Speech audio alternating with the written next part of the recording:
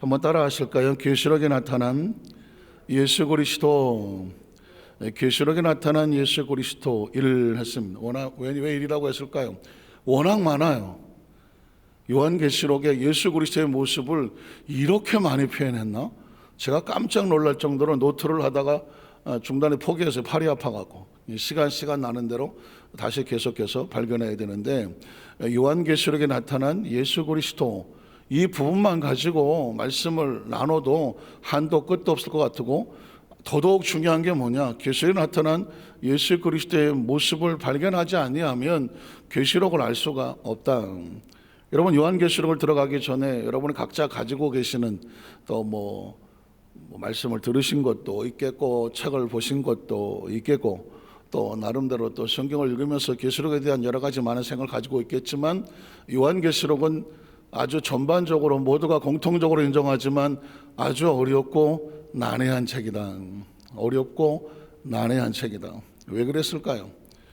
여러분, 1517년에 종교개혁을 했는데 종교개혁자 루터, 칼빈 등등 그때 당시 종교개혁자들은 요한계시록에 대해서 전혀 설교하지 않았고, 그리고 칼빈은 많은 주석을 남겼지만 요한계시록을 주석하지 않았습니다. 왜 그랬을까요? 요한계시록은 계시록 자체는 아주 중요한 말씀이지만 어떻게 해석을 하느냐에 따라서, 해석하느냐에 따라서 전혀 다른 결과를 가져올 수 있기 때문에 그렇습니다.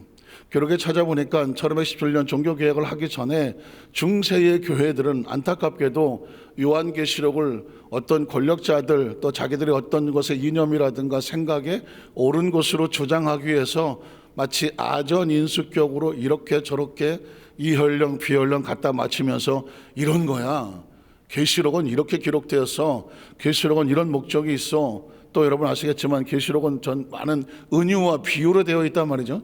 은유와 비유로 됐기 때문에 이걸 어떻게 해석할지 누가 알겠습니까?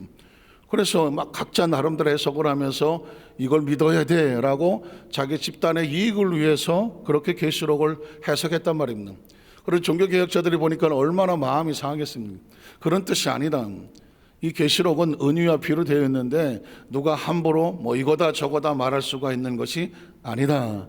그래서 나는 차라리 이 주석을 하지 않겠다. 칼빈이나 루터나 이런 사람들도 이 요한계시록에 대해서는 쉽게 언급하지를 않았습니다. 왜냐하면 함부로 언급한다는 것은 얼마나 위험한지 알기 때문입니다. 사실 저 자신도 요한계시록에 대한 책을 굉장히 많이 읽어봤습니다. 많이 읽다가 제가 여러분 처음 요한계시록에 대해서 말씀을 하는 거거든요. 처음 말씀을 하는데 그동안에 요한계시록에서 말씀을 할 수가 없었느냐, 성경에 들어가다 보면 성경에 있는 많은 그 계시록의 은유를 설명을 해야 되는데, 제가 수십 권의 요한계시록 책을 읽어봤더니 이 책은 이 얘기를 하고 저 책은 저 얘기를 한단 말이죠. 예를 들어서 똑같은 흰색 말을 타고 있는 사람이 나오는데 흰색을 탔으니까 이는 예수 그리스도다라고 해석을 하는 사람도 있는가 하면, 또 뒤집어 말하면 그것은 적그리스도다, 그리스도를 가장하여 흰 말을 타고 있는 엔티크라이스트, 적그리스도다, 이렇게 해석을 해버리면 도대체 어떤 게 맞단 말입니까? 흰 말을 타고 움직이는데 분명히 보기에 흰 말을 탔으니 이는 그리스도여 이긴 자다 이렇게 해석을 해야 되는데 아니라는 것이죠. 내용을 보면 또 적그리스도다 또 이런 식으로 해석을 해버리면 도대체 성도들에게 이걸 어떻게 가르친단 말입니까? 그러니까 제 입장에서 보면 그럼 내가 보기에는 이건 적그리스도가 아니라 그리스도요라고 말한다면 저는 그 중에 한 사람에 불과하고 또 어떤 사람은 거기에 대해서 반발할 수가 있기 때문이죠. 그래서 요한계시록이라고 하는 것이 얼마나 위험한 책이냐 하면, 각자 자기가 좋은 대로 갖다가 해석을 해서 자기들의 주장을 해버리면 누구도 판단을 못하기 때문입니다. 그래서 요한계시록이 어렵다고 하는 것입니다. 그리고 그러다가 보니까 기독교 우리 개신교 속에서는 계시록에 대한 강의를, 계시록에 대한 설교를 잘하지 않습니다. 왜냐하면 잘못 해석하는 것은 아니함만 못하기 때문이죠. 그러다 보니까 또 반대로 마치 중세교회처럼 이단들은 어디에 집착을 하느냐? 요한계시록에 집착을 합니다. 예를 들어서 여러분이 어떤 누군가를 통해서, 대부분 모르는 사람은 아니겠죠, 혹시 모르는 사람이라도 아니면 아주 가까운 사람이라도 전에 연락이 없다가 갑자기 나타나서 밥 한번 먹자고 하고 성경 어쩌고 저쩌고 하다가 우리 한번 같이 공부해 볼래? 라고 하는데 갑자기 계시록을 들먹거리더라. 100% 이단이라고 보면 됩니다. 100%입니다. 왜냐하면 이단이라고 하는 것은 다른 성경을 가지고는 아무런 얘기를 주장을 할 수가 없어요. 다만 요한계시를 가지고 물고지면서 어떻게 해석을 하느냐. 그래서 여러분 들어보셨죠? 비유풀이 뭐 어디서 비유를 푼다더라. 또 뭐 계시록에 있는 계시의 내용을 갖다가 예언된 내용이 이루어졌다고 하더라. 그리고 거기에 대한 요한계시록을 아주 통째로 말씀을 받아 먹었다고 하더라. 그래서 그 사람한테 와서 왔더니 막 요한계시록을 말씀을 줄줄줄줄 비유를 풀어대더라. 이제까지 어느 교회에서 듣지 못했던 그 계시록에 숨겨진 비밀을 그 사람이 막 줄줄줄 풀어대더라 하면 무조건 100% 이단이라고 보면 됩니다. 아까도 말씀드렸지만 제가 수십 건의 요한계시록의 주석이나 강해서를 읽어보았지만 어느 책이든 똑같은 것을 거의 보기 힘들었습니다. 아까 말씀드렸던 것처럼 색깔별로, 숫자별로, 상황별로 여러 가지 비유가 나오게 되는데 그걸 각자 자기 마음대로 해석을 해버리면 누가 알겠습니까? 왜냐하면 계시록이라는 것이 뭐라요? 리빌레이션이라고 말했습니다. 계시록이라는 것은 마치 커튼을, 수도 없이 말씀드리지만 커튼을 안에서 치고 있으면 안 보이는 것이거든요. 우리는 3차원에서 4차원의 세계를 볼 수가 없잖아요. 그런데 커튼은 위에서 방 안에 있는 사람이 열어줘야 그 안의 세계가 보이는 것이거든요. 하나님의 세계는 하나님 쪽에서 열어주셔야 되는 거죠. 사람이 커튼을 제칠 수가 없는 상황입니다. 계시란 그런 것입니다. 우리가 보려고 해서 보여지는 것이 아니다. 하나님이 보여주셔야 되는 것입니다. 그런데 하나님이 보여주셔야 보여지는 것인데 난 봤다. 하나님이 나에게만 보여주셔서 내가 봤다. 그래서 내가 계시로 이렇게 해석을 한다 라고 하게 되면 영어로 말하면 who knows? 누가 알겠어? 봤다는데 자기가. 그러면 언제 어디서 뭘 봤냐? 그럼 또 갖다 대겠죠. 그렇지만 누가 알겠냐? 아무도 증명할 수 없습니다. 그래서 그 내용을 가만히 읽어보면 아주 엉망진창 자기 그런데 내가 아까 제 차를 타고 집에 오면서도 묵상을 하고 있는데 대한민국 기독교가 이렇게 무기력한가? 비논리적이고 비상식적이고 앞뒤도 맞지 않는 그런 계시록을 이렇게 해서 갖다 풀어서 했는데도 거기에 수십만의 영혼들이 끌려 들어가서 그것이 진짜라고 생각하고 결국은 마지막에 교주가 하나님이다, 교주가 성령님이다, 교주가 보혜사다, 교주가 말씀을 통째로 받아 먹었다, 거기에 가야 계시록이 열린다, 심지어 말하면 요한계시록을 모르면 구원도 못 받았다. 그러니까 크리스천들이 당황하는 거예요. 요한계시록 알아? 계시록 내용 비유 이거 무슨 뜻인지 알아? 이 내용이 어떤 의미인지 알아? 이거 다 이루어진 건데 알아? 그 계시록에 이루어진 이긴 자가 지금 대한민국에 있는데 알아? 모르는데. 그거 모르면 구원 못 받은 거야. 여러분 보십시오. 성경에 어디에 요한계시록을 모르면 구원을 못 받았다고 말했습니다. 예수 그리스도만이 구원의 길이라고 말씀을 했는데 어떻게 요한계시록이 구원의 길이 될 수가 있겠습니까? 왜냐하면 성경에 있는 이야기를 다 갖다 놔서 이 말씀을 읽는 자, 듣는 자, 지키는 자가 복이 있다고 해놨더니 요한계시록을 모르면 읽지 않고 듣지 않고 지키지 않냐면 복이 없다. 복이 없으니까 구원도 없다. 완전히 국어적인 사건이거든요. 제가 오늘 요한계시록 서론에 들어가면서 이렇게 말씀을 드린 이유는 뭐냐면 요한계시록 자체를 처음 출발을 할 때에 그 가지고 있는 그 백그라운드 지금도 시간이 모자라긴 하지만은 그 백그라운드를 충분히 알고 계시록의 조건에 들어가면서 저는 아예 서두에 말씀을 드리겠지만 계시록에서 이건 뭐를 의미하고 저건 뭐를 의미하고 이건 언제 무슨 이런 일이 벌어질 것이고 제가 계시록 근거해서 무슨 예언을 할 것도 아니고 또 제 나름대로 주장해서 이건 보니까 하나님께서 나에게 눈을 열어주셔서 내가 봤더니 이거다 이런 소리를 하고 싶은 것은 아니고 성경 요한계시록 속에 예수 그리스도의 모습이 너무도 무궁무진하게 나오기에 계시록에 있는 예수님의 모습을 발견한다는, 예수님의 모습을 발견하면 하나님의 약속이 따라 나올 것이고, 믿으십니까? 하나님의 약속이 따라 나오면 당연히 크리스천은 뭐 하는 사람이냐? 하나님과 약속이 맺어진 사람이고 약속을 가슴에 품고 사는 사람이고 약속이 이루어질 것을 믿는 사람이고, 믿으십니까? 그래서 우리의 신앙을 단단하게 무장을 해서 이 모든 것이 혼돈하고 혼돈한 이 세계 속에서 이 계시록을 통과한 그리스도 약속의 말씀으로 무장을 해서 전투적으로 승리할 수 있는 믿음의 용사가 되게 하는 것, 이게 바로 계시록을 함께 나누는 말씀의 목적입니다.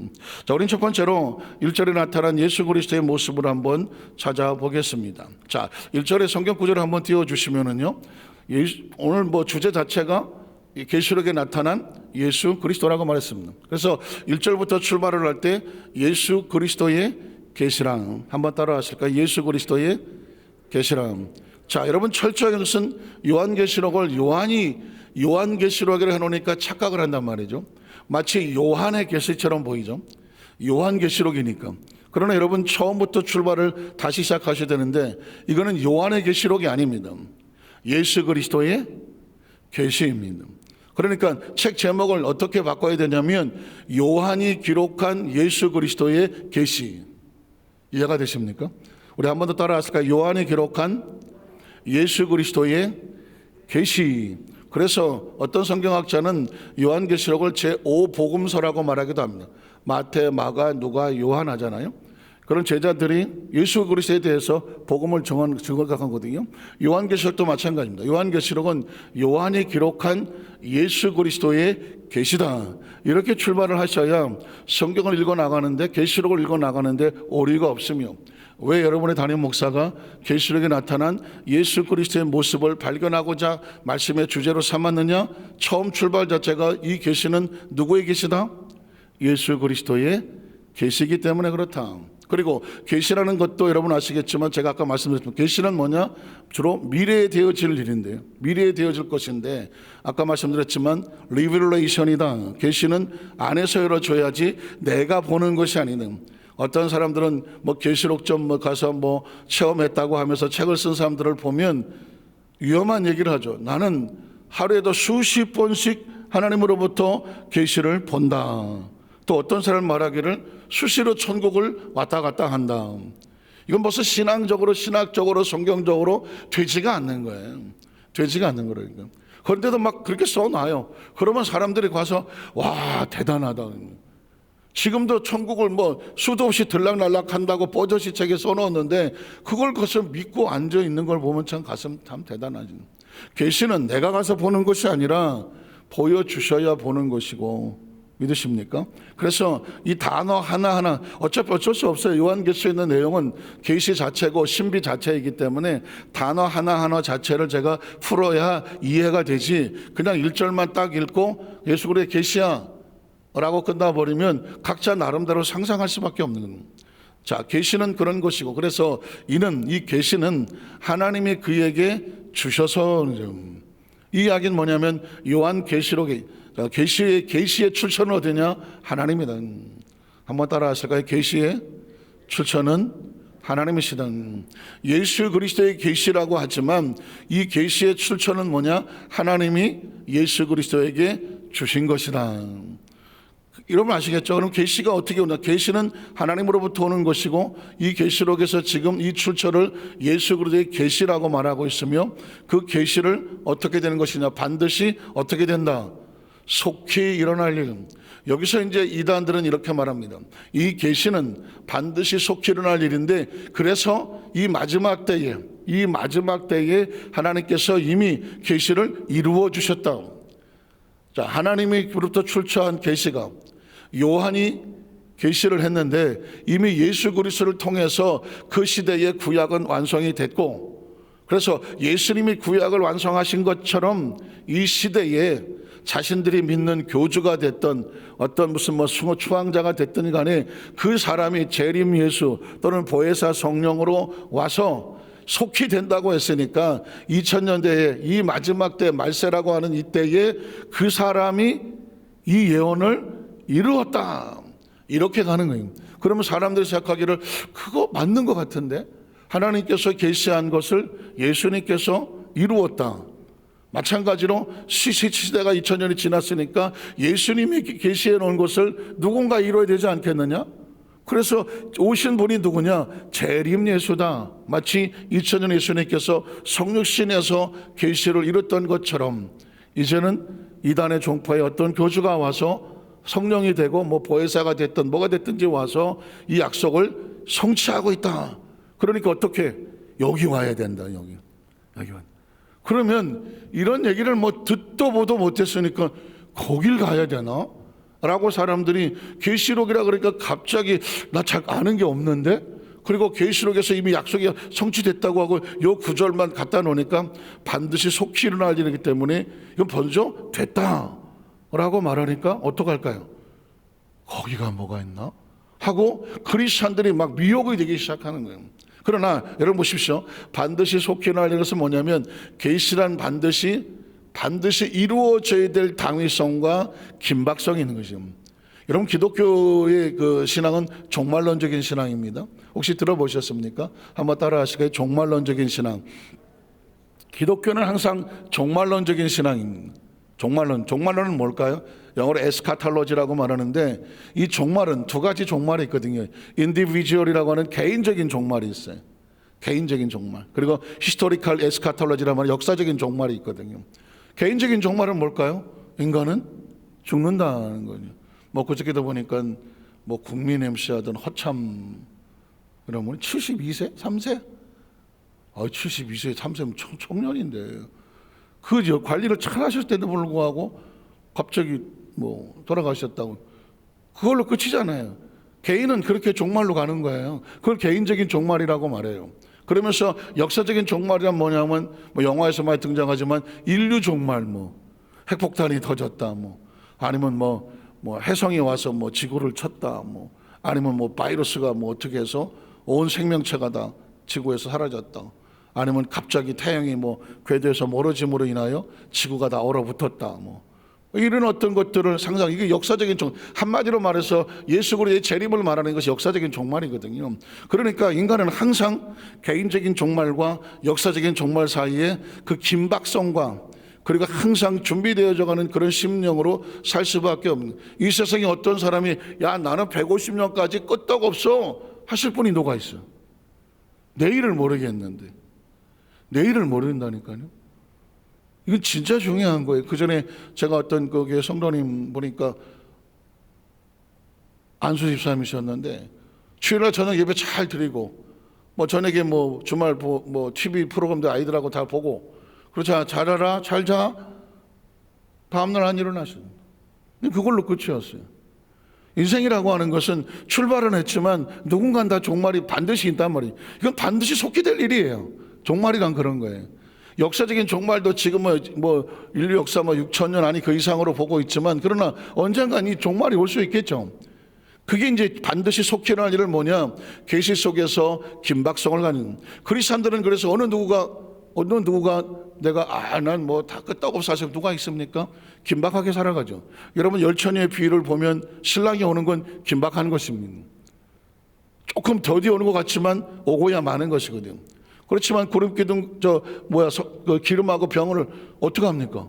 등불을 준비하는 것은 긴박성이 있기 때문에 준비하는 것이고, 괜찮아, 뭐 아직 올 때 멀었어. 긴박성이 없으면 어떻게 될까요? 기름이 떨어지는 줄 모르고 등불이 꺼지는 줄 모르는 거거든요.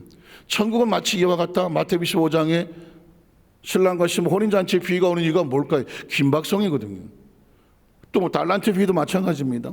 주인이 먼 길을 떠났는데 언제 할지는 모르지만 반드시 오고야 말잖아요. 반드시 온다니까요. 그게 긴박성이에요. 긴박성은 누가 갖는 것이냐? 종들이 갖는 것이고 신부들이 갖는 것이고 그리고 크리스찬은 갖는 것이거든요. 그래서 반드시 속히 일어날 일은 긴박성을 얘기하는 것이지 2000년대 이미 한국에 뭐 요한계시록이 다 이루어졌다라고 말하면서 끌고 가는 것 해석 자체가 잘못했죠. 아까 말씀드렸지만 계시록은 어떻게 해석을 하느냐에 따라서 아주 위험하다니. 그래서 반드시 속히 일어날 일을 그 종들에게 보이시려고. 여기서도 굉장히 중요한 단어가 나옵니다. 그 종들에게, 그 둘로스라고 말하는 이 종들은 일반적으로 크리스찬들은 그 시대 사람들은 다 종들이었습니다. 예수 그리스도를 주라고 부르니까, 주인이라고 부르니까 크리스찬들은 종들의 모습과 달란트에 비해서 마치 종들과 같은 것이거든요. 우리는 하나님의 종들로서 또 그리스도의 종들로서 맡겨진 사명에서 주의 일꾼이라는 의미가, 종이라는 것은 주의 일꾼이라는 의미가 있는 것이거든요. 그런데 이단들은 여기서 뭐라고 말하냐면 그 종들이라고 말하는 것은 특별한 우리들, 나중에 나오지만 14만 4천 같은, 계시록 하도 나오는 14만 4천 같은, 거기서 우리의 집단에만 보여주셨던, 여기서 이제 제가 아까 말씀드렸지만 계시의 전달 내용이 나오거든요. 자, 그 사람들이 주장하는 것 중에 하나가 뭐였냐면 하나님이 계시를 예수 그리스도에게 줬다. 예수님이 이제 앞으로 나겠지만 천사를 통하여 요한에게 줬다. 그래서 그 시대에 요한은 그 말씀을 받아 먹고 계시를 전했다. 그랬더니 그 요한의 말씀은 지금 어디 있느냐? 그걸 내가 먹었다. 이제 내가 먹었다. 그래서 2000년 전에 요한의 계시록은 요한이 말씀을 받아 먹고 증거한 것이고, 2000년 후에 그 말씀은 어디 있느냐? 이제 내가 먹었다. 내가 먹었기 때문에 이 계시는 하나님한테도 없고 예수님한테도 없고 요한에게도 없고 누구한테 있다? 나한테 있다. 그러니까 이 말씀을 내가 받아 먹었기 때문에 내가 요한계시록의 말씀을 푼다. 그러니 말씀을 받은 이 일들을 누구에게? 이 말씀의 이 공동체 같이 오는 14만 4천이라고 말하는 그 종들에게. 여러분이 종이다. 그러면 그냥 갑자기 그냥 그래 우리만 보이는구나 하면서 집단화시켜버리는 거예요. 그러니까 제가 계시록을 예수님의 모습을 갖다가 증거하면서 도대체 이 이단들이 어떻게 하느냐에서 여러분에게 말씀을 드린 이유는 바로 여기 있습니다.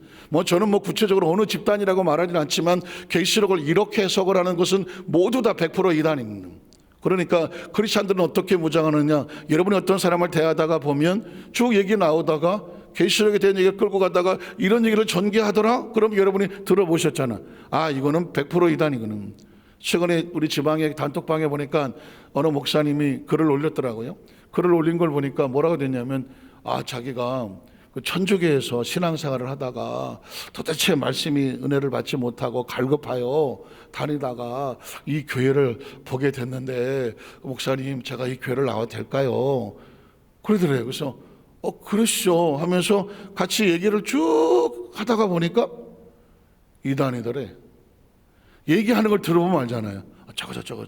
그러면서 이제는 어디 다른 교회 다니다 왔다 이렇게 얘기하지 않고, 나 천주교 믿다가 왔다. 그런 사람들이 어떻게 하냐? 전혀 이단이라는 생각을 못 하잖아요. 천주교에서 왔다는데 그러니까 성경 얘기를 하는 것 같은데 뭔가 다르니. 그래서 지금 거기 비상신을 올렸단 말이에요. 여러분 마찬가지죠. 그 이단들은 다른 거 하지 않습니다. 교회를 집단하면 교회에 와서 성도를 빼가는 걸 하는 거예요. 성도를 빼가는. 근데 이유가 있더라고 보니까. 그것도 계시록에서 나와. 계시록. 앞으로 제가 말씀을 드리겠지만요. 자, 보이시려고 그 다음 절에 보면 그의 천사를, 아까 말씀드렸죠. 계시가 전달되는데 하나님이 예수 그리스도에게, 그에게 주사, 예수님이 천사를 보내다. 중간에 천사가 나와요. 그 천사를 그 종 요한에게 보내오잖아요. 그러니까는 이게 참 3차원과 4차원이라고 하는 신앙이 있어야 반드시 계시록 해석이 되어지는데, 이게 얼마나 웃기냐면 이런 거죠. 하나님이 책을 예수님에게 줬다. 예수님이 이 책을 천사를 통해서 요한에게 줬다. 자, 그러면 이 책이 어디 있느냐? 하나님이 줬으니까 하나님도 없고, 예수님한테 줬는데 예수님이 천사 줬으니까 예수님도 없고, 천사에게 줬는데 천사가 요한에게 줬으니 천사도 없고, 요한이 말씀을 어떻게 했느냐? 받아먹었다. 말씀은 받아먹는 거니까 이렇게 얘기하는 거예요. 근데 그 말씀이 지금 어디 있느냐? 내가 몇 날 며칠 어느 날 밤에 꿈을 자는데 내 입에다가 말씀을 다 집어넣어 버렸다. 그래서 내가 말씀을 이제는 내가 먹었다. 그러니까 이제는 하나님도 없고 예수님도 없고 천사도 없고 요한도 없고 내가 먹었으니까 이제는 계시록을 내가 푼다. 대단해 보입니까? 이렇게 풀고 가는 겁니다. 여러분 생각해 보십시오. 하나님이 말씀을 예수님에게 줬다고 하나님은 계시가 없나요? 계시 출처가 하나님인데, 예수님이 천사에게 줬다고 예수님의 계시인데 예수님 안에 계시가 없나요? 천사가 요한에게 줬다고 해서 지금 요한에게 계시가 가 있으면 그 앞에 준 사람들 다 줬기 때문에 빈손인가요? 이건 국문학적인 해석이죠. 계시라고 하는 것은 4차원이고 보이지 않는 것이기 때문에 하나님이 주셔도 주체는 여전히 하나님의 계시 출처고, 또 계시를 천사를 줬어도 여전히 계시는 누구의 계시냐? 예수 그리스도의 계시고, 요한이 받아 먹었다는 얘기는 그 계시의 말씀 눈이 열려서 받아 적었다는 이야기거든요. 그래서 이 구절 하나를 가지고 이 이단이라고 말하는, 또 계시록을 잘못 해석하려고 하는 사람들이 이런 구절을 가지고 미혹을 하니까 이거를 한 6개월 동안 가서 공부를 계속 한다고 와서 쪼그려 앉아 있다가 보면 세뇌가 되는 거죠. 세뇌가. 그럼 어떻게 되냐? 여기 밖에 말씀이 없구나. 여기 밖에 계시록을 풀 사람이 없구나. 하나님의 말씀을 다른 교회 목사님들은 다 신학교에서 대학원에 박사하면서 공부를 했다고 하는데 우리가 믿는 교주는 말씀을 받아 먹으신 분이니 얼마나 능력이 있느냐. 요한도 받아 먹었나 본데 그래도 우리도 말씀을 받아 먹어야 된다. 이렇게 가서 하게 되면 성경이 잘못 해석이 되어지는 것이죠. 자, 그래서 그 종 요한에게 보내어 뭐하게 한 것이다? 알게 하신 것이다. 계시란 뭐냐? 아까 말씀드렸죠. 요한이 배워서 아는 것이 아니라 하나님이 알게 하신 것이다. 말씀을 정리를 하겠습니다. 1절로 2절이라고 그랬지만 이거는 요한계시록은요 빠르게 나가는 게 중요하지 않아요. 22종을 빨리 다 띄었다가 중요하지 않아요. 그 말씀 속에서 이 계시록의 하나하나 차근차근 내용을 알아가는 게 중요해요. 왜냐하면 이걸 알아야 앞으로 여러분이 수도 없이 만나게 될 잘못 주장하는 사람들이 말하는 걸 들어보면 어디서 뭐가 잘못 증거되고 있구나라는 것을 분별할 수 있게 되는데, 요한계시록 함께 나는 두 가지 목적이 있습니다. 하나는 계시록에 대한 말씀을 내가 무장하는 것이 목적이고, 두 번째는 뭐냐면 지금 워낙 이단들이 난무를 하고 있기 때문에 이단들을 대처하기 위해서 우리가 무장하여 나를 단단하게 만드는 영적 무장의 상태로 만들기 때문에 이 상황이 중요한 것입니다. 오늘 여기서 완산교회 성도들에게 저도 사실은 계시록에 대해서 이렇게 강의를 시작한 것은 지금 한 34년 목회를 하는 가운데 처음이에요. 처음. 요한계시록 엄두를 낼 수가 없어요. 조영기 목사님도 92년도 같은 요한계시록 강의를 한번 처음 하신 적이 있었는데 그때 한 번 하고 그 이후에는 계시록 하시지 않았어요. 왜냐하면 그리고 나서도 말이 얼마나 많은지 모르요. 왜냐하면 해석 자체가 왜 이렇게 해석하느냐, 이런 해석도 있는데 라고 걸고 넘어지기가 딱 좋은 게 계시록이거든요. 그래서 저는 여러분들에게 아까 말씀드렸지만 계시록에 이렇게 해서 저렇게 난 내 생각을 말하고 싶은 생각은 1도 없고 성경 속에 있는 예수 그리스도의 모습만 찾아보자. 그래서 예수님의 모습이 우리가 믿는 예수님이니까 예수님의 모습을 더 확실하게 가슴에 새기고 예수님의 말씀 가운데는 약속으로 무장을 하고, 우리의 목적은 뭐냐? 임박한 종말, 개인적인 종말이 됐던 역사적인 종말이 됐던 이 땅에 신앙 사는 동안에 나는 하나님의 약속을 부여잡고 믿음으로 준비해서 좀 더 말씀 속에 들어간 신앙의 모습을 갖고 살겠다. 여러분, 우리 요즘 한국의 성도들이 그 축복의 주인공이 되시기를 주님의 이름으로 축원합니다. 기도하겠습니다. 하나님 아버지 감사합니다.